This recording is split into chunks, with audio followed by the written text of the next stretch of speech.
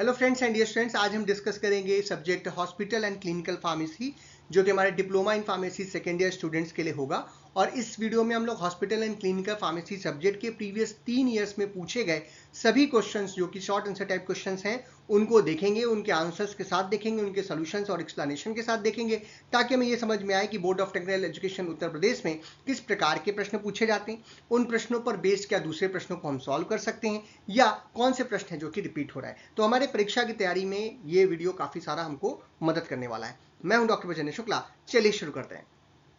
तो सबसे पहले हम लेंगे 2023 का हमारा board of technical education Uttar Pradesh का पेपर, और उसमें जो पहला प्रश्न था वो है number of pharmacist required for 200 bedded hospital, यानी 200 बेड का अगर कोई हॉस्पिटल है तो कितने फार्मासिस्ट की आपको वहां पर आवश्यकता है।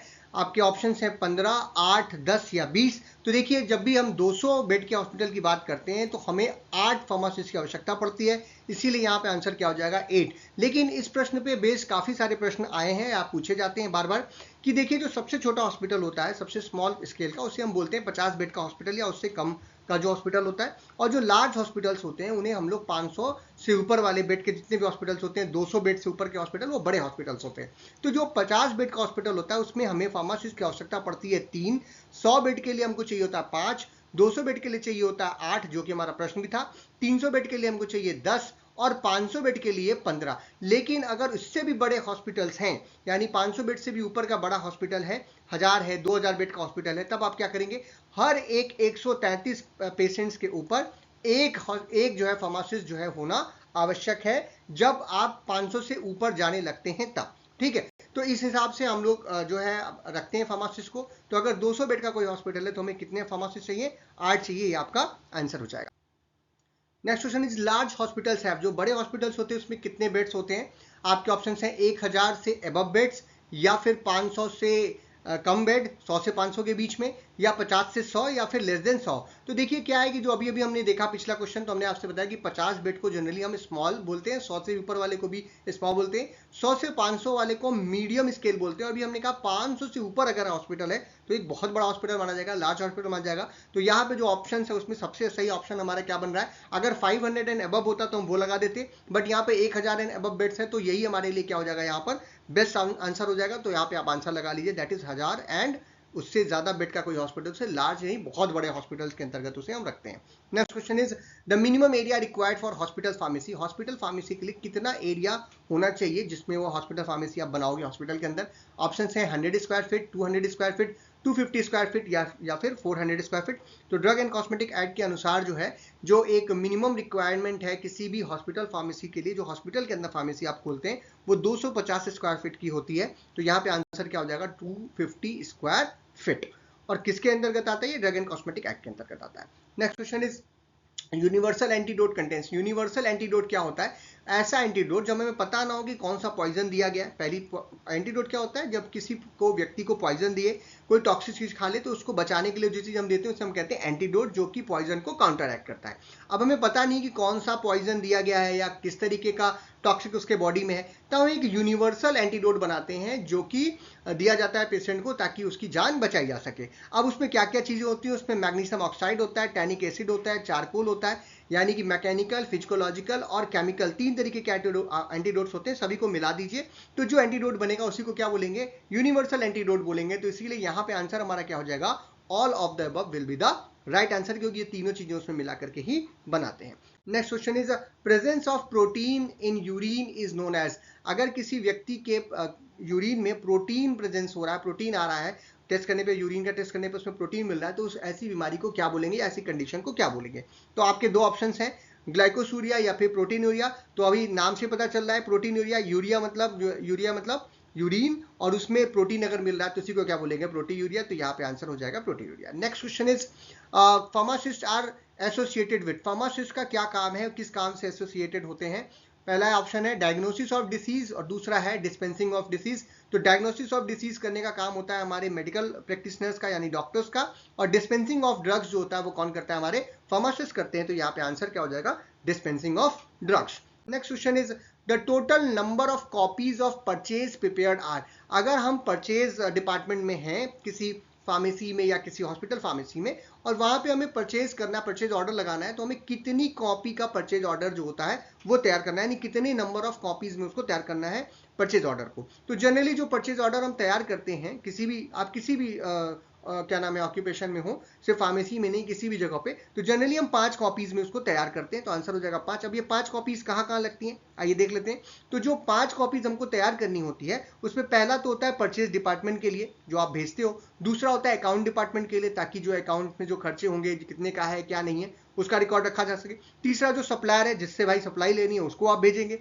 चौथा जो है रिसीव डिपार्टमेंट को, कि जब सामान वापस आएगा या सामान आएगा आपके पास, तब आप उसकी गिनती करने के लिए उसको चाहिए। और पांचवा जो है वो आप अपने लिए बनाते हैं, ताकि उसको फाइल करके रखें कि हाँ किस दिन कौन सा ऑर्डर लगा था, उसकी एक फाइलिंग भी होती है, तो उसके फाइलिंग के लिए। तो जनरली हम कितनी कॉपीज में तैयार करते हैं, 5 कॉपीज में तैयार करते हैं। Next question is cold storage temperature is. अगर किसी चीज को कोल्ड में रखने के लिए कहा जाता है, जैसे इंसुलिन है, इंसुलिन जब आप लेकर के आते हैं तो कहा जाता है इसको कोल्ड में रखिए घर पे अपने। तो कोल्ड टेम्परेचर कितना होता है, तो कोल्ड टेम्परेचर की जो रेंज होती है वो होती है 2 से 8 डिग्री सेल्सियस। तो 4 ऑप्शन हैं, 2 से 8, 10 से 14, 15 से 8 और या फिर नन। तो ध्यान रखिएगा क्या होता है कोल्ड का, 2 से 8। और इसका एग्जाम्पल कौन है, इंसुलिन। इंसुलिन बहुत ही अच्छा एग्जाम्पल है, कई बार दूसरे सब्जेक्ट में एग्जाम में पूछा गया, हो सकता है आपसे फिर पूछा जा सके। तो ध्यान रखिएगा इंसुलिन को हम कोल्ड टेम्परेचर में क्या नाम है स्टोर करते हैं, और कोल्ड टेम्परेचर जो होता है वो 2 से 8 डिग्री सेल्सियस के बीच में माना जाता है। Next question is dash dash dash. अब फिल इन द ब्लैंक्स वाले क्वेश्चन आ गए।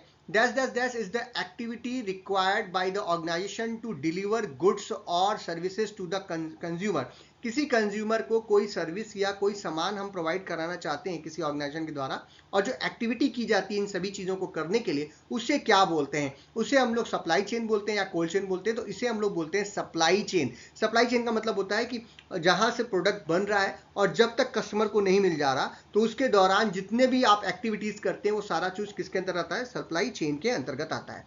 नेक्स्ट क्वेश्चन इज इसका आंसर क्या हो जाएगा, supply chain. Next question is the patient who come to hospital with general symptoms like fever, cough, cold are known as. कोई ऐसा पेशेंट है जो हॉस्पिटल में आ रहा है और उसको बहुत ही छोटे छोटे प्रॉब्लम्स है, बहुत ज़्यादा बड़ी प्रॉब्लम्स नहीं, उसको बुखार आ रहा है, खांसी आ रही है, कफ हो रहा है, और वो आ करके अपना दिखा करके डॉक्टर को दवा वगैरह ले करके फार्मेसी से घर चला जा रहा है। तो ऐसे पेशेंट को हम क्या बोलते हैं, ऐसे पेशेंट्स को हम लोग जनरल आउट पेशेंट बोलेंगे या इन पेशेंट बोलेंगे। इन पेशेंट उसको बोलते हैं जो कि भर्ती हो जाता है, तबीयत ज़्यादा खराब है, उसको भर्ती करना पड़ रहा है। और जनरल आउट पेशेंट वो होते हैं जो दवा वगैरह लेकर के अपना चले जाते हैं। तो ये जो आपका क्वेश्चन है इसके अनुसार आंसर क्या होगा, general out patients. Next question is A disease of brain due to abnormal electrical discharge is known as।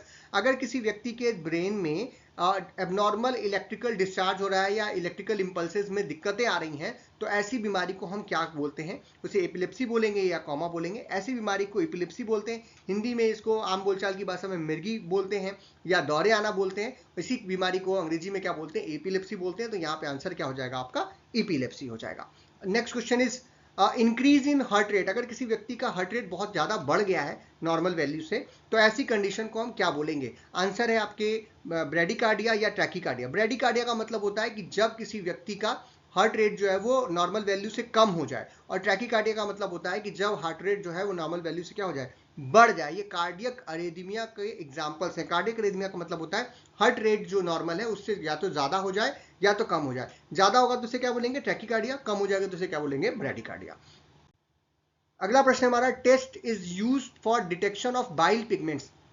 Bile pigments का टेस्ट किस मेथड के थ्रू करते हैं। ऑप्शन है आपके लिपिड पैनल टेस्ट, या फिर फॉर्सेट टेस्ट, पल्मोनरी फंक्शन, या फिर रीनल फंक्शन। तो जो बाइल पिगमेंट्स का डिटेक्शन टेस्ट करते हैं वो हम लोग फॉर्सेट टेस्ट के द्वारा करते हैं। बाकी सारे जो टेस्ट हैं, यानी आंसर हमारा बी हो जाएगा। अब लिपिड पैनल जो टेस्ट होता है वो कोलेस्ट्रॉल और ट्राइग्लिसराइड्स को ब्लड में चेक करने के लिए किया जाता है। पल्मोनरी फंक्शन टेस्ट नाम से पता चल रहा है कि लंग्स की कैपेसिटी को चेक करने के लिए करते हैं, और किस प्रकार से लंग्स जो है हमारा वो गैसेस एक्सचेंज वगैरह कर रहा है या कितना कर रहा है उसको चेक करने के लिए। रीनल फंक्शन से, रीनल जो होता है वो शब्द किडनी से जुड़ा होता है, जैसे सिंपल सी बात है, किडनी की हेल्थ को चेक करने के लिए उसकी जो वाटर को या वेस्ट को फिल्टर करने की जो प्रक्रिया है ब्लड से, उसको वो किस प्रकार से कर रही है उसको चेक करने के लिए रीनल फंक्शन टेस्ट जो है वो किया जाता है।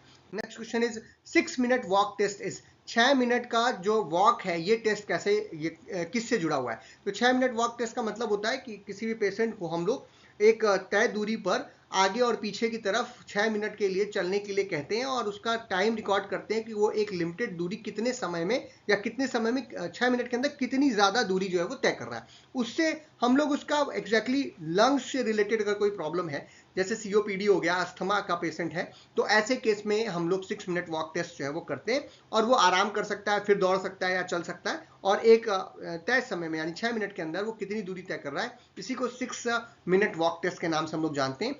तो ये आपका आंसर क्या हो जाएगा, पल्मोनरी फंक्शन टेस्ट के लिए हम लोग इसको करते हैं, क्योंकि जो पल्मोनरी फंक्शन टेस्ट है वो लंग्स से जुड़ा हुआ है, तो लंग्स से जुड़ा हुआ ये है कि आपकी कैपेसिटी कितनी है उसको चेक करने के लिए। बाकी जो टेस्ट हैं जैसे फ्लूइड डेप्रिवेशन टेस्ट जो है ये किडनी फंक्शन को टेस्ट करने के लिए करते हैं, और जो हमारा फॉर्चर टेस्ट है अभी अभी आया था थोड़ी देर पहले ही, कि ये जो है हमारा जो है जॉन्डिस को या बाइल पिगमेंट्स को चेक करने के लिए हम लोग करते हैं। और मॉडिफाइड ग्लैमिन टेस्ट जो होता है, ये ग्लैमिन टेस्ट का मॉडिफाइड वर्जन होता है जो कि बिलिरुबिन यूरिन के अंदर है या नहीं उसको चेक करने के लिए करते हैं। तो इन प्रश्न पर बेस भी प्रश्न बन सकते हैं, इसीलिए इसको भी आप अच्छे से देख लीजिए। नेक्स्ट क्वेश्चन इज बाल इज ऑल्सो नोन एज, बाल जो है वो डाइमेर्कोप्रोल का पुराना नाम था। तो आपका यही क्वेश्चन है कि बाल जो है उसको और किस नाम से जानते हैं, डाइमेर्कोप्रोल या फिर नेरोप्लीन, सोडियम नाइट्रेट या डेस्फेरोक्सिम, तो किस नाम से, किसको हम लोग बाल के नाम से भी जानते हैं। बड़ा ही अजीब सा प्रश्न है, इस तरीके के प्रश्न जनरली कम आते हैं, बट अब आगे आए तो ठीक है, लेकिन हम बाल क्या है ये इसको भी समझ लेते हैं। बाल का फुल फॉर्म होता है ब्रिटिश एंटी लुइसाइड, जिसे हम लोग शॉर्ट फॉर्म में BAL बोलते थे, और ये डाइमेर्कोप्रोल का जो है नाम है। और डाइमेर्कोप्रोल जो है वो एक चिलेटिंग एजेंट है जो कि हैवी मेटल पॉइजनिंग को ठीक करने के लिए जनरली यूज किया जाता है। तो इस तरीके के प्रश्न भी आते हैं कि किसी और नाम से क्या किसी चीज को जान रहे हैं, तो उस नाम को भी आप जरूर देखिए। Next question is when type of poison is not known then antidote is. देखिए अभी तक हम लोगों ने इतने सारे सब्जेक्ट्स किए, तो हम देखते हैं कि एक क्वेश्चन हम सॉल्व करते हैं और उस पर बेस्ड कोई दूसरा क्वेश्चन या वो रिपीटेड प्रश्न जो है दूसरे ईयर के क्वेश्चन पेपर में मिल जाता है। लेकिन ये देखिए कितना अच्छा है, हमने एक क्वेश्चन सॉल्व किया था यूनिवर्सल क्या नाम है एंटीडोट का, और उसी से जुड़ा हुआ प्रश्न इसी साल के पेपर में आपको मिल गया कि जब हमें पॉइजन के बारे में नहीं पता हो, मैंने आपको बताया था ना, जब हमें पॉइजन नहीं पता होता है तो जो एंटीडोट हम यूज करते हैं उसी को हम लोग क्या बोलते हैं, यूनिवर्सल एंटीडोट बोलते हैं। और 3 टाइप के एंटीडोट होते हैं, जो कि केमिकल नेचर पॉइजन का बदल दे उसे केमिकल एंटीडोट बोलते हैं, जो कि उसका एब्जॉर्प्शन रोक दे उसे मैकेनिकल एंटीडोट बोलते हैं, जैसे चारकोल हो गया हमारा, और फिजियोलॉजिकल जो कि हमारी फिजियोलॉजी में बदलाव करके क्या नाम है रोक देते हैं हमारे पॉइजन को हमारी बॉडी के अंदर एब्जॉर्ब होने से, तो उसे हम लोग फिजियोलॉजिकल एंटीडोट बोलते हैं। अब इन तीनों को मिक्स करके जब कोई एंटीडोट बनाया जाए, जब हमें ये ना पता हो कि कौन सा पॉइजन है, तब उसी को बोलेंगे यूनिवर्सल एंटीडोट। तो यहाँ पे आंसर हो जाएगा D, universal. Next question is a prescription for schedule 2 and schedule 3 control drug is valid for. अब देखिए एक ये प्रश्न जो है मुझे थोड़ा अचंभे में डाल रहा है, क्योंकि ये प्रश्न आपसे पूछा जा रहा है, बट ये जो शेड्यूल 2 और शेड्यूल 3 कंट्रोल ड्रग्स होती हैं, ये फॉरेन कंट्रीज में है, खास करके यूएस वगैरह में। हमारे यहाँ शेड्यूल जो होता है वो ABCD से चलता है, जो ड्रग एंड कॉस्मेटिक एक्ट में, जैसे शेड्यूल H हो गया, शेड्यूल H1 हो गया, शेड्यूल X ड्रग हो गई। शेड्यूल 2 और शेड्यूल 3 कंट्रोल ड्रग्स जो है वो हमारे देश की नहीं है, ये फॉरेन कंट्रीज के लिए है। फिर भी अब ये प्रश्न पूछा गया है तो हम आपको बता दे रहे हैं कि जो प्रिस्क्रिप्शन 2 और 3 शेड्यूल कंट्रोल शेड्यूल ड्रग के लिए होता है वो 20 डेज के लिए बेसिकली वैलिड होता है। 12, 10 और 14 आपका ये ऑप्शंस है, लेकिन 20 दिन के लिए वैलिड होता है, तो यहाँ पे आंसर हो जाएगा 20 days. Next, FEFO stands for. FEFO क्या बता रहा है या इसका फुल फॉर्म क्या होता है? तो ये होता है वहां पे जहाँ पे हम लोग किसी फार्मेसी में हम लोग काम कर रहे हैं और हमारी फार्मेसी में हम जानना चाहते हैं कि जो हमने ड्रग्स रखी हैं उनको हमको बेचना है, तो हम किस प्रकार से उसको बेचे या कौन सा पहले बेचे, उसी के लिए ये नियम है। तो F फॉर होता है फर्स्ट, E फॉर होता है एक्सपायर्ड, F फॉर होता है फर्स्ट, O फॉर होता है आउट। यानी जो प्रोडक्ट, मान लीजिए मेरे पास पैरासीटामोल पड़ी हुई है और मेरे पास पैरासीटामोल के 15 स्ट्रिप हैं, लेकिन उस 15 स्ट्रिप में 5 स्ट्रिप ऐसी हैं जिनका एक्सपायरी इसी साल अक्टूबर में है, बाकी 10 का अगले साल अक्टूबर में है। तो हम किसको पहले बेचेंगे? हम पहले उन प्रोडक्ट्स को बेचेंगे जो कि जिनकी एक्सपायरी पास आ रही है, क्योंकि वो एक्सपायरी के बाद खराब हो जाएंगे और उनको ना हम बेचेंगे और वो हमें भी नुकसान करेगा और पेशेंट को भी नुकसान करेगा। तो इसीलिए समय रहते जो जिसकी एक्सपायरी पहले उसी को पहले हम लोग क्या करेंगे, इन्वेंट्री से बाहर निकालेंगे या उसी को हम लोग बेचना शुरू करेंगे। तो ये होता है first expire first out, FEFO का full form. Next question is dash dash dash is a time taken between placing order and receipt of drugs to the department. अगर आपने किसी को ऑर्डर लगाया कि हमको कोई सामान खरीद रहे हैं और हमने ऑर्डर लगाया, और जितना समय आपने ऑर्डर लगाने के बाद आपको सामान मिलने में जो समय लगा, इस समय को क्या बोलते हैं? बफर स्टॉक बोलते हैं या लीड टाइम बोलते हैं? तो समय क्योंकि पूछ रहा है उसी को बोलते। अगर कोई है कि उतनी देर के लिए हमने क्या रखा है कि हमारा ऐसा ना हो कि हमारी फार्मेसी पे वो ड्रग ही खत्म हो जाए, तो उसे हम बफर स्टॉक बोलेंगे। लेकिन अगर समय की बात किया जाएगा तो that time is known as lead time. क्या बोलते हैं इसको? लीड टाइम बोलते हैं। तो आंसर हो जाएगा आपका lead time. Next question is 20th question, the outpatient who are able to walk and receive primary health care are called. ऐसे आउट पेशेंट जो कि आराम से चल फिर करके आ सकते हैं प्राइमरी हेल्थ केयर लेने के लिए हॉस्पिटल तक, ऐसे पेशेंट्स को हम क्या बोलते हैं? General out patient, emergency out patient, referred out patient या फिर एम्बुलेटरी पेशेंट। तो ऐसे पेशेंट जो चल फिर चलते हैं, एम्बुलेटरी का मतलब भी होता है चलना फिरना, तो एम्बुलेटरी पेशेंट उन पेशेंट्स को बोलते हैं जो चल करके प्राइमरी हेल्थ सेंटर तक अपने आप आ जाते हैं, इलाज कराते हैं और वापस घर चल जाते हैं, उनको एडमिट करने की जरूरत नहीं पड़ती। ऐसे पेशेंट्स को हम लोग एम्बुलेटरी पेशेंट के नाम से जानते हैं, that is D ambulatory patient. अब चलते हैं हम 2024 के पेपर की तरफ, यानी सेकंड पेपर की तरफ अपने, और इसमें जो पहला प्रश्न है वो है विच of the following is not a part of complete blood count. CBC report कराई जाती है जब भी आप कभी अस्वस्थ फील करते हैं तो डॉक्टर आपको सीबीसी लिख देता है। सीबीसी का फुल फॉर्म होता है कंप्लीट ब्लड काउंट। आपका जो पूरा ब्लड है उसकी प्रोफाइल की जाती है, तो उसमें बहुत सारी चीजें देखते हैं, हीमोग्लोबिन कितना है, क्या नाम है आपका, प्लेटलेट्स कितनी है, हर चीज देखते हैं, बहुत सारी चीज देखते हैं। तो उसमें कह रहा है इसमें से कौन सी चीज है जो हम नहीं देखते हैं। तो हीमोक्रेट जो है ये देखा जाता है, एमसीवी भी देखा जाता है, प्लेटलेट काउंट्स भी देखा जाता है, बट प्रोथ्रोम्बिन अलग टेस्ट होता है, ये सीबीसी के अंतर्गत नहीं आता। ये बात का है कि आपका ब्लड कितनी देर में क्लॉट हो रहा है, वो वाला टेस्ट है ये। तो यहाँ पर आंसर हो जाएगा सी, क्योंकि ये पूछ रहा है कौन सा पार्ट नहीं है, ये नहीं पूछ रहा है कौन कौन सा है, तो नहीं है। हीमोक्रेट जो होता है वो जनरली जो है सीबीसी के अंदर हम लोग इंक्लूड करते हैं, और रेड ब्लड सेल्स का जो ब्लड में परसेंटेज है वो कैलकुलेट करने के लिए करते हैं। मीन कॉर्पसकुलर वॉल्यूम जो एमसीवी बोलते हैं वो एक पार्ट ऑफ सीबीसी होता है, जहां पर हम average size of red blood cells check करते हैं। प्लेटलेट काउंट्स जो होता है वो जनरली जो है प्लेटलेट कितनी है उसको हम चेक करते हैं, जबकि जो प्रोथ्रोम्बिन टाइम है वो जो है हमारा सीबीसी के अंतर्गत नहीं आता है। तो यहाँ पर आंसर प्रोथ्रोम्बिन टाइम हो जाएगा। Next question is which of the following is the technique of inventory control. इसमें से कौन सा जो है वो टेक्निक है फॉर द इन्वेंट्री कंट्रोल। हम अपने फार्मेसी स्टोर में या अपने ड्रग स्टोर में कोई भी सामान, किसी भी तरीके के सामान को किस तरीके से क्या नाम है कंट्रोल करके रखें ताकि वो हमेशा हमारे पास अवेलेबल भी रहे, पेशेंट हमारे यहाँ से वापस ना जाए। तो इसके लिए कौन सी एनालिटिकल टेक्निक लगाते हैं? ग्रेविमेट्रिक, वेट, वॉल्यूमेट्रिक या डायग्नोस्टिक। तो डायग्नोस्टिक जो है किसी बीमारी को पहचानते हैं, वॉल्यूमेट्रिक और ग्रेविमेट्रिक जो एनालिसिस है ये हम लोग का एनालिसिस केमिकल एनालिटिकल मेथड है, जहां पर हम लोग किसी केमिकल में उसकी क्वालिटी या क्वांटिटी चेक करने के लिए यूज करते हैं। बट जो वेट एनालिसिस होता है ये हम लोग यूज करते हैं for the inventory control. V का मतलब होता है वाइटल, ई का मतलब होता है इसेंशियल और डी का मतलब होता है डिजायरेबल। यानी वाइटल वो कंपाउंड्स हैं जो चीजें जो होना ही चाहिए फार्मेसी स्टोर में क्योंकि वो सबसे ज्यादा पेशेंट उसके आ रहे हैं। इसेंशियल वो होते हैं जिनके इसके बाद आ रहे हैं या जरूरी चीजें हैं, बिना उसके आज फार्मेसी स्टोर नहीं चला सकते। और डिजायरेबल वो चीजें होती हैं अगर नहीं भी है तो काम चल जाएगा, अगर हमारे पास कम अमाउंट में पैसा है अभी तो हम पहले डिजायरेबल की चीजें कम लेंगे, इसेंशियल वाली उससे ज्यादा लेंगे और वाइटल वाली सबसे ज्यादा लेंगे क्योंकि वो सबसे ज्यादा जरूरी होता है। इसी को बोलते हैं वेट एनालिसिस, और इसका क्या मतलब है वो आपको मैंने बता दिया, इस पे भी प्रश्न पूछा जा सकता है।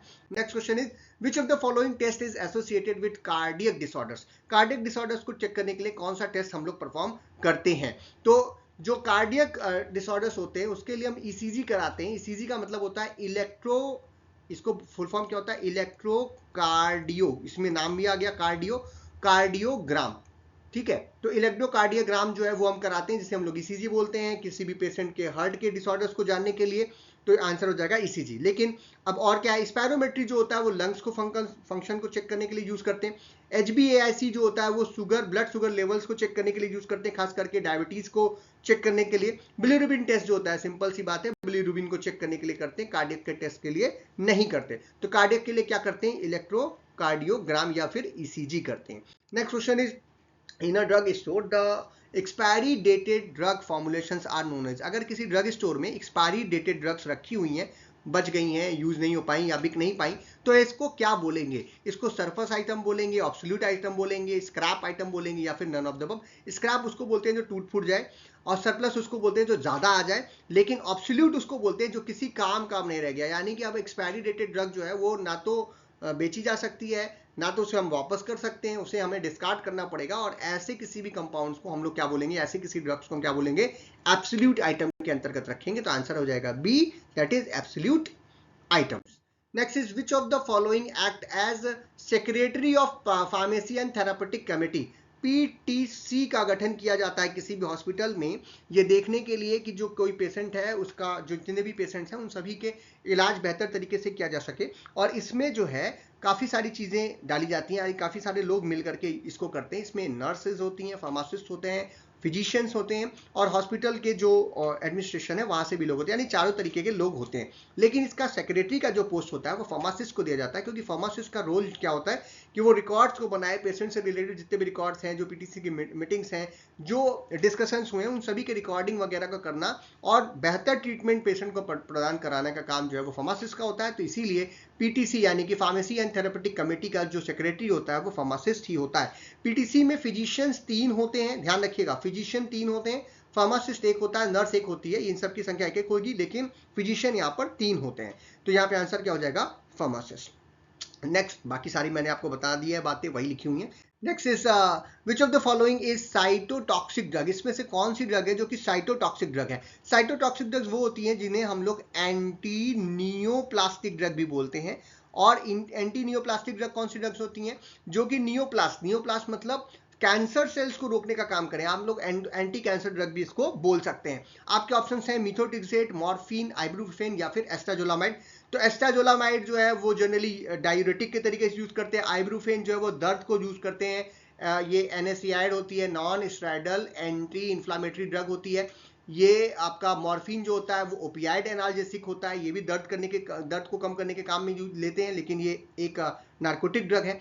अब आती है हमारी केवल मिथोट्रिक्सेट। मिथोट्रिक्सेट जो होती है वो साइटोटॉक्सिक ड्रग होती है, एंटी कैंसर ड्रग या एंटी नियोप्लास्टिक ड्रग होती है। तो यहाँ पर आंसर हो जाएगा A, that is methotrexate. Next question is which of the following is an example of schedule H1 drug? अब देखिए हमारे देश का तो आ गया है schedule H1। Schedule H1 drug जो है वो 2013 में आया था, उसके पहले शेड्यूल H होता है, और H से ही एक और जोड़ दिया गया शेड्यूल H1, जिन पर बहुत ध्यान रख करके उसको बेचा जाता है। तो आपके ऑप्शन है इंसुलिन, पैरासीटामोल, एम्फेटामिन या फिर एल्प्राजोलाम। तो इंसुलिन जो होती है वो शेड्यूल जी के अंतर्गत आती है, याद रखिएगा, क्योंकि ये एक हार्मोनल प्रोडक्ट है। पैरासीटामोल जो है वो ओटीसी मेडिकेशन के रूप में आती है। एम्फेटामिन जो होती है वो एक शेड्यूल एक्स ड्रग है, ये नार्कोटिक ड्रग है, ये कहाँ पे आती है, शेड्यूल एक्स के अंतर्गत आती है। एल्प्राजोलाम जो होती है वो शेड्यूल H1 के अंतर्गत आती है। तो यहाँ पे आंसर हो जाएगा शेड्यूल H के अंदर कौन सा, शेड्यूल H1 के अंदर कौन सा आ जाएगा, एल्प्राजोलाम। तो आंसर हो जाएगा alprazolam. The normal level of haemoglobin in male and female, male और फीमेल में नॉर्मल हीमोग्लोबिन की वैल्यू कितनी होती है ये आपसे पूछा। तो मेल्स में करीब करीब ये होता है 13.5 से लेकर के 17.5 तक, जबकि फीमेल्स में ये होता है क्या नाम है 13 या 12 से लेकर के 15.5 तक। तो ये आपको याद रखना है, क्योंकि ये वैल्यू जो है वो नॉर्मल वैल्यू है और बार बार जो है आती है। तो 13.5 से 17.5 तक मेल्स में और 12 से 15.5 ग्राम पर डेकालीटर इन फीमेल्स, ये होता है हीमोग्लोबिन का normal value. Next question is the reorder quantity level is fixed between dash dash and dash dash stock level. दो शब्द यहाँ पे आपको डालें। तो रीऑर्डर क्वांटिटी हम कैसे करते हैं, जो मिनिमम क्वांटिटी है स्टॉक लेवल की और जो मैक्सिमम है उन दोनों के बीच में रीऑर्डर लगाते हैं। तो ये दोनों के बीच में फिक्स होता है, कौन सा, minimum and maximum stock level के बीच में। Next question is for smooth running of a medical store there should be neither dash dash dash nor inventories. तो अगर स्मूथ रनिंग आपको मेडिकल स्टोर की करनी है तो क्या चीज नहीं होनी चाहिए, या ज्यादा नहीं होनी चाहिए, कम भी नहीं चाहिए, दोनों की बात है। तो इसीलिए क्या होगा कि नाइदर आप ओवर स्टॉकिंग करेंगे ना ही इनसफिशिएंट इन्वेंट्री करेंगे, यानी कोई चीज बहुत ज्यादा नहीं रखेंगे और कोई चीज इतनी भी कम नहीं रखेंगे कि जब पेशेंट आए तो हम उसे दवाएं दे ना पाए। तो इस दोनों चीजों को अगर हमें ध्यान रखना है, neither overstocking nor insufficient inventory is ideal. Next question is the full form of ICCU।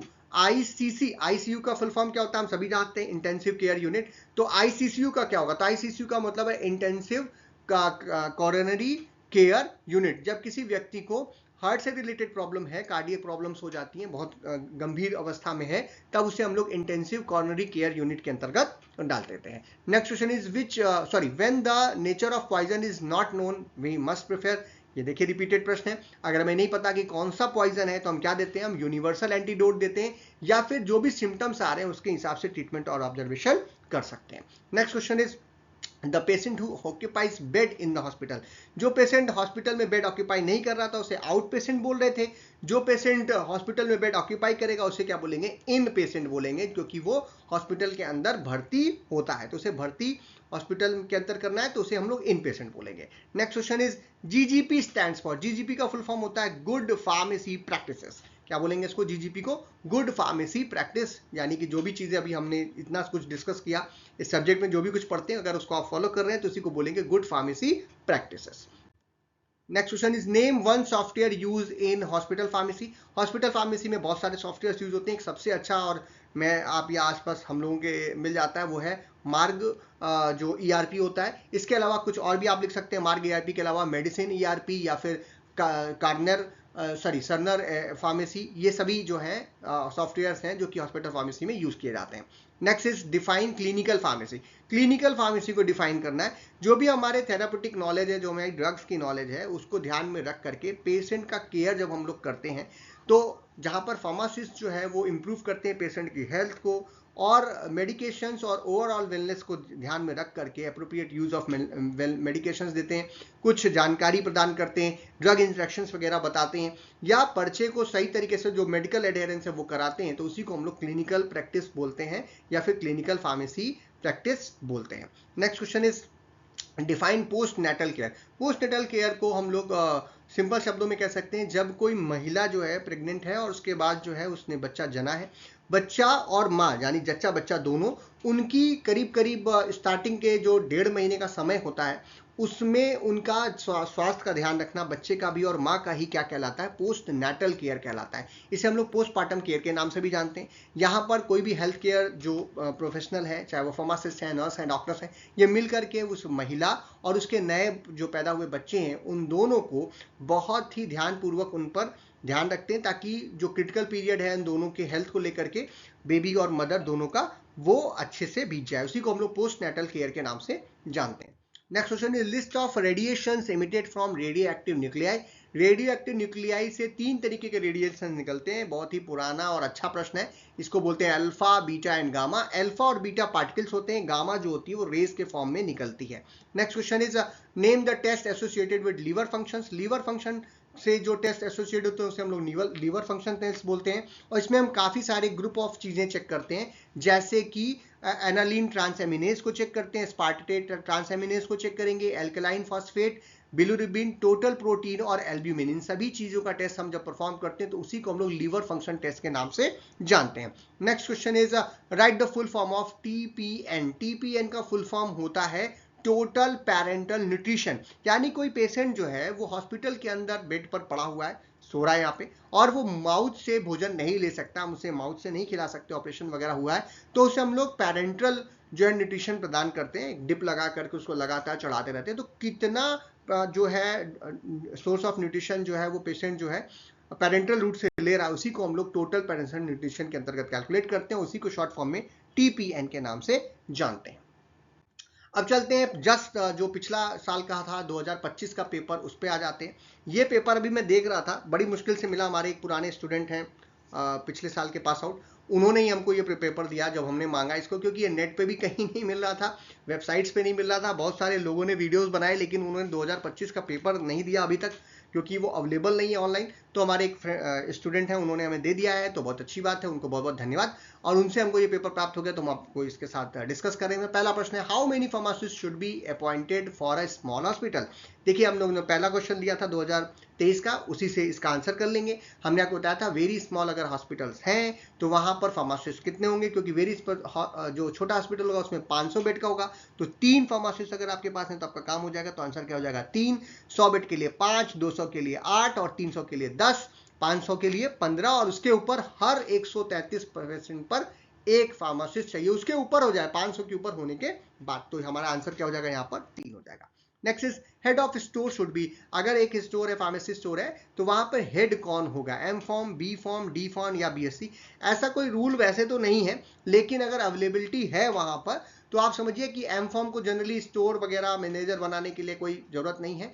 अगर बी फॉर्म अवेलेबल है तो उसको हम लोग हेड ऑफ स्टोर बना सकते हैं। डिप्लोमा जो किया हुआ बच्चे हैं या व्यक्ति है वो वहां पे डिस्पेंसिंग वगैरह का सारा काम कर सकता है। रिकॉर्ड मेंटेनेंस और ये सब अगर करना है तो वो बी फॉर्म कर लेगा। तो दोनों चीजें हैं, तो इसीलिए यहाँ पे आंसर क्या हो जाएगा, बी फॉर्म, क्योंकि यहाँ पर ऑप्शन में दे रखा है इसलिए। लेकिन ऐसा कोई बहुत हार्ड एंड फास्ट रूल नहीं है कि बैचलर इन फार्मेसी को ही हम स्टोर का हेड बनाएंगे। छोटा स्टोर है, वहाँ पे सिर्फ डिप्लोमा इन फार्मेसी है और कुछ और भी लोग हैं, साइंस के स्टूडेंट हैं, बीएससी वगैरह किए हुए लोग हैं, तो जो डिप्लोमा इन फार्मेसी होगा वो हेड हो जाएगा, क्योंकि फार्मेसी उसी ने पढ़ाई कर रखी है। Next question is how many pharmacist should be in the composition of pharmacy and therapeutic committee. देखिए ये एक क्वेश्चन हमने पीटीसी का लिया था पहले ही, तो उस पीटीसी में हमने आपको बताया था कि 3 फिजिशियन होते हैं और 1 फार्मासिस्ट होता है, तो वही देखिए क्वेश्चन आ गया। यहाँ पर आंसर हो जाएगा डी, दैट इज 1। पीटीसी के अंदर 1 फार्मासिस्ट, 1 नर्स, 3 फिजिशियन होते हैं। अगर फिजिशियन पूछता है तो 3 लिखते, फार्मासिस्ट पूछ रहा है तो आंसर क्या हो जाएगा, 1 हो जाएगा। आंसर हो जाएगा आपका D, that is 1। Next question is, मैंने कहा ना क्वेश्चंस का आंसर आप करोगे तो दूसरे क्वेश्चंस अपने आप सॉल्व हो जाएंगे, जैसा कि आपके सामने है। The drug which induce vomiting are called. कौन सी ऐसी ड्रग्स हैं जो कि वॉमिटिंग या उल्टी कराने की प्रक्रिया को लगाते हैं या प्रोड्यूस करते हैं। उल्टी कौन कराता है, कौन रोकता नहीं है, ये नहीं पूछा, रोक कौन रहा है ये नहीं पूछा, कौन कराता है ये पूछ रहा है। तो वॉमिटिंग करने की जो प्रक्रिया होती है उसे बोलते हैं इमेसिस। क्या बोलते हैं उसे, इमेसिस। इमेसिस का मतलब होता है वॉमिटिंग कराना। मान लीजिए कोई टॉक्सिक चीज आप खा लिए और वॉमिटिंग करा के हम उसे बाहर निकालें तो इस प्रक्रिया को बोलेंगे इमेसिस। और जो भी ड्रग्स ऐसी हैं जो कि इमेसिस या वॉमिटिंग प्रोड्यूस करती हैं उसी को बोलते हैं इमेटिक्स। लेग्जेटिव कौन होते हैं, जो कि क्या नाम है, कॉन्स्टिपेशन में आराम पहुंचाते हैं, कॉन्स्टिपेशन मतलब कब्ज में। एनालिप्टिक्स जो होते हैं वो आपको अलग काम है, वो आपका वॉमिटिंग नहीं कराएंगे। और एनास्थेटिक्स जो होते हैं वो भी अलग काम करते हैं, वो भी वॉमिटिंग नहीं कराते। कौन वॉमिटिंग कराता है, इमेटिक्स कराते हैं। तो आंसर क्या हो जाएगा, B, emetics. Next question is low level of potassium in blood is called hyper uricaemia, hypokalaemia, ओलिरूरिया या फिर एनीमिया। तो जब भी किसी व्यक्ति के ब्लड में पोटेशियम की कमी हो जाए या कम हो जाए तो उसी को बोलेंगे हाइपोकैलेमिया। ज्यादा हो जाए तो हाइपरकैलेमिया बोलते हैं। आंसर क्या हो जाएगा यहाँ पर, B, that is hypokalaemia. Next question is formation of tumour is called. अगर किसी व्यक्ति के शरीर में कहीं पर भी ट्यूमर्स बन रहे हैं तो उसे क्या बोलेंगे। अभी एक क्वेश्चन आया था जहां पे हमने एंटी ट्यूमर ड्रग या एंटी कैंसर ड्रग बताया था, तो वहां एक शब्द लिया था नियोप्लाज्म। तो यहाँ पर जो ट्यूमर्स हैं उसका अगर फॉर्मेशन हो रहा है तो इस प्रक्रिया को क्या बोलेंगे, नियोप्लासिया। क्या बोलेंगे, neoplasia. Next question is abnormal rhythm of heart. ये देखिए एक अभी क्वेश्चन आया था जहां पे हम ब्रैडीकार्डिया और ट्रैकीकार्डिया बता रहे थे। कहने का मतलब अगर आपका जो हार्ट है वो रिदम में नहीं चल रहा, बढ़ गया है या कम हो गया है, तो ऐसी कंडीशन हम लोग बोलते हैं कार्डियक अरेदमिया, यानी रिदम में नहीं है, उसे क्या बोलते हैं, कार्डियक अरेदमिया या सिंपल अरेदमिया भी आप बोल सकते हैं। Next question is absence of vision in dark due to deficiency of. अगर किसी व्यक्ति को अंधेरे में बिल्कुल नहीं दिखता, उसको देखने में दिक्कत आती है, रात में देखने में दिक्कत आती है, इसी को बोलते हैं रतौंधी। और हम सभी जानते हैं कि किस विटामिन की कमी से होता है, ये विटामिन ए की कमी से होता है, तो इसीलिए आंसर हो जाएगा vitamin A. Next question is translate the Latin term into English of tussis. Latin में टूसिस बोलते हैं, बहुत ही पुराने समय से हम लोग बोलते हैं आ रहे हैं। और इसका हिंदी में या सॉरी अंग्रेजी में क्या शब्द है या हिंदी में क्या बोलेंगे इसको, अगर ये क्वेश्चन आ जाए तो टसीस से एक शब्द जुड़ा हुआ है एंटीटसिव। अब याद आ रहा होगा आपको, एंटीटसिव जो क्लास ऑफ ड्रग्स होती हैं वो कहाँ पे यूज करते हैं हम लोग, खांसी को रोकने में। तो जो टसिव है उसका अंग्रेजी क्या होगा, कफ होगा, और हिंदी में क्या बोलेंगे उसे, खांसी बोलेंगे। तो आंसर क्या हो जाएगा, कफ हो जाएगा। Next question is sensation of falling is called. अगर कोई व्यक्ति फॉल कर रहा है, मतलब सेंसेशन उसको ऐसा हो रहा है कि वो गिर रहा है, जनरली कब होता है, जब हम लोग सोने जाते हैं स्टार्टिंग में, जब हमें नींद आने लगती है, हम थके हुए हैं, तो ऐसा बीच बीच में आपको झटका लगता है कि आपको सेंसेशन हो रहा है कि आप कहीं से गिर रहे हैं, और इसी सेंसेशन को हम क्या बोलते हैं, इस सेंसेशन को हम लोग बोलते हैं हाइपर्निक जर्क। क्या बोलते हैं इसको, हाइपर्निक जर्क के नाम से जानते हैं। Next question is define out patient. ये देखिए एक रिपीटेड प्रश्न हो गया। आउट पेशेंट वो पेशेंट होता है जो कि आता है हॉस्पिटल में, अपना ट्रीटमेंट लेता है और छोटा मोटा उसका डायग्नोसिस का जो भी काम है, ट्रीटमेंट का काम जो है वो भी करेगा, और हॉस्पिटल में रात नहीं गुजारता, यानी दिन में ही आएगा, अपना काम करेगा और चला जाएगा, यानी उसको एडमिट करने की आवश्यकता नहीं पड़ती, वो मेडिकल केयर और अपना लेता है और उसी दिन चला जाता है हॉस्पिटल छोड़ के। ऐसे पेशेंट को हम लोग आउट पेशेंट के नाम से जानते हैं। Next is define antimicrobial. Antimicrobial agents होते हैं जो कि माइक्रोब्स जैसे कि जो टाइनी पार्टिकल्स हैं लिविंग ऑर्गेनिजम्स जैसे कि बैक्टीरिया है, वायरस है, एल्गी है, फंगी है, प्रोटोजोआ है, उनकी ग्रोथ को रोकने का काम करते हैं और उनको किल करते हैं, उनको इनहिबिट करते हैं, उन्हें हम लोग एंटीमाइक्रोबियल बोलते हैं। ये इन्फेक्शंस को ट्रीट करने या प्रिवेंट करने के रूप में हम लोग इनका प्रयोग करते हैं। Next question is what is haematology. जैसे कि बीटाडीन का प्रयोग आप लोग करते हैं पोविडोन आयोडीन का, वो एक एंटीमाइक्रोबियल एजेंट है। What is haematology. Haematology haem का मतलब होता है ब्लड, ठीक है, तो उसकी लॉजी मतलब होता है पढ़ाई करना। तो ब्लड या ब्लड के जितने से रिलेटेड जितने भी ऑर्गन्स हैं उनकी जो प्रोसेस है, अगर उसकी पढ़ाई की जो ब्रांच है उसी को क्या बोलेंगे, हिमेटोलॉजी बोलेंगे। तो haematology is a branch of medical science which deals with the study of blood, blood forming organs and blood diseases. Blood से जुड़ी बीमारियां, ब्लड बनाने वाले ऑर्गन्स या ब्लड से रिलेटेड जितनी भी स्टडीज है वो हम लोग हिमेटोलॉजी के अंतर्गत करते हैं। अगला प्रश्न है हमारा व्हाट इज पीएफटी। पीएफटी क्या है। पीएफटी का फुल फॉर्म होता है पल्मोनरी फंक्शन टेस्ट। ये अभी एक हमारा रिपीटेड क्वेश्चन हो गया, दोनों साल ये प्रश्न आया था, जो कि लंग्स के फंक्शंस को चेक करने के लिए हम लोग करते हैं, उसी को हम लोग पल्मोनरी फंक्शन टेस्ट बोलते हैं। शॉर्ट फॉर्म में इसी को क्या बोलेंगे, पीएफटी बोलेंगे। Next is what is pharmacovigilance. आजकल बहुत नाम आप सुन रहे होंगे। फार्माकोविजिलेंस जो है फार्मेसी की या साइंस की एक ऐसी ब्रांच है जहां पर हम लोग फार्मा मतलब ड्रग से रिलेटेड चीज, विजिलेंस मतलब उस पर नजर रखना, टू वॉच आउट कि जो भी ड्रग्स हम दे रहे हैं, जो भी हम मेडिकेशन किसी पेशेंट को दे रहे हैं, उसका सभी प्रकार का असेसमेंट किया जाए, चेक किया जाए। जो भी मार्केटेड ड्रग आ चुकी हैं, जो मार्केट में अवेलेबल है, उनकी बात हो रही है कि कोई उनका ऐसा कोई इफेक्ट तो नहीं आ रहा जो पहले से रिपोर्टेड नहीं है, उसी को हम लोग बोलते हैं एडवर्स ड्रग इफेक्ट। और फार्माकोविजिलेंस जो है वो साइंस है जो कि इन्हीं को डिटेक्शन करता है, असेसमेंट करता है और अंडरस्टैंड करता है एंड प्रिवेंट करता है और रिपोर्ट करता है एडवर्स इफेक्ट को, जो भी किसी भी ड्रग से आ रहा है या कोई और भी अगर ड्रग रिलेटेड प्रॉब्लम्स आ रही हैं मार्केटेड ड्रग की, तो उनको भी चेक करने का काम या रिपोर्ट करने का काम जो है वो फार्माकोविजिलेंस के अंतर्गत किया जाता है। Next question is what is full form of NDPS. NDPS का फुल फॉर्म फटाफट ले लेते हैं। एनडीपीएस का फुल फॉर्म होता है N for narcotic, D for drugs, P for psychotropic और S for substance. Narcotic drugs and psychotic जो सब्सटेंस होते हैं उसी के लिए जो शॉर्ट फॉर्म यूज किया जाता है वो करते हैं NDPS। Next question is define paediatrics. Paediatrics जो शब्द है वो हमारे आसपास आपने बहुत सुना होगा। ऐसे ये जुड़ा होता है छोटे और न्यूबॉर्न बच्चों से जुड़ा हुआ। न्यूबॉर्न बच्चे जो होते हैं और जो छोटे बच्चे होते हैं कम उम्र के, उनके लिए जो डॉक्टर्स होते हैं, जो फिजिशियंस होते हैं, जो कि इस क्षेत्र में काम करते हैं, उनका इलाज करने का काम करते हैं, उनको देखते हैं, उन्हीं को हम लोग पेडियाट्रिक्स बोलते हैं। तो ये पेडियाट्रिक्स जो है वो मेडिसिन की वो ब्रांच है जो कि हेल्थ और ट्रीटमेंट ऑफ इन्फांट मतलब तुरंत पैदा हुआ बच्चे, छोटे बच्चे और चिल्ड्रन जो बच्चे होते हैं उनका जो इलाज करता है उसी को हम लोग पेडियाट्रिक्स के नाम से जानते हैं। Next is what is anaemia. Anaemia simple सा एक शब्द है, जब भी हमारे शरीर के अंदर ब्लड या ब्लड के कंपोनेंट्स कम हो जाए, उनकी कमी हो जाए, ऐसी कंडीशन को हम लोग एनीमिया बोलते हैं। साइटोपेनिक एनीमिया उसका एनीमिया को बोलते हैं जहां पर आयरन की कमी से एनीमिया हो, यानी आपके शरीर में क्या नाम है रेड ब्लड सेल्स या हीमोग्लोबिन कम हो जाए तो उसे हम लोग साइटोपेनिक एनीमिया बोलते हैं। बहुत तरीके के एनीमिया होते हैं, लेकिन ये एक कंडीशन है जहाँ पे हीमोग्लोबिन, रेड ब्लड सेल्स या पूरा जो ब्लड है उसके जो भी कंपाउंड्स हैं वो अगर आपके बॉडी में कम हो तो ऐसी कंडीशन को हम लोग एनीमिया बोलते हैं। Next is define tranquilliser. Tranquilliser वो ड्रग्स होती हैं जो कि हमारे CNS पर काम करती हैं, सेंट्रल नर्वस सिस्टम पर, और उसको डिप्रेस करने का काम करती हैं। CNS डिप्रेसेंट होते हैं ये, ताकि जो सप्रेस कर देगा उसको। और इससे क्या होगा कि जो अगर किसी व्यक्ति को टेंशन है, एंजाइटी है, घबराहट है, डिप्रेशन है, मेंटल किसी प्रकार का प्रॉब्लम है, तो उसको काम करेगा, शांत करेगा, ताकि वो आराम से अपना जीवन जी सके। और ऐसी दवाओं को ही हम लोग ट्रांसक्विनाइजर के नाम से जानते हैं। Next is what is meiosis. Meiosis जो है वो सेल डिवीजन का एक प्रकार है जहां पर आपका जो सेल है, रिप्रोडक्टिव सेल्स जो जैसे हैं गेमेटिक्स, वो अपने नंबर से हाफ क्रोमोसोम्स में डिवाइड होती हैं और 1 से 2 जो सेल्स हैं वो बनती हैं, और इसी को बोलते हैं सेल डिवीजन। और इस सेल डिवीजन का एक टाइप होता है, 2 तरीके का होता है, एक माइटोसिस होता है, एक मियोसिस। तो ये मियोसिस होता है जहां पर रिप्रोडक्टिव सेल्स जो होती हैं वो अपने क्रोमोसोम से हाफ नंबर में अपनी जनरेटिव सेल्स को पैदा करती हैं। तो ये हो गया हमारा 3 साल का क्वेश्चन पेपर। सारे क्वेश्चंस को हमने सॉल्व किया जैसे हमने पिछले टर्म्स में किया था, सभी क्वेश्चंस को सॉल्व।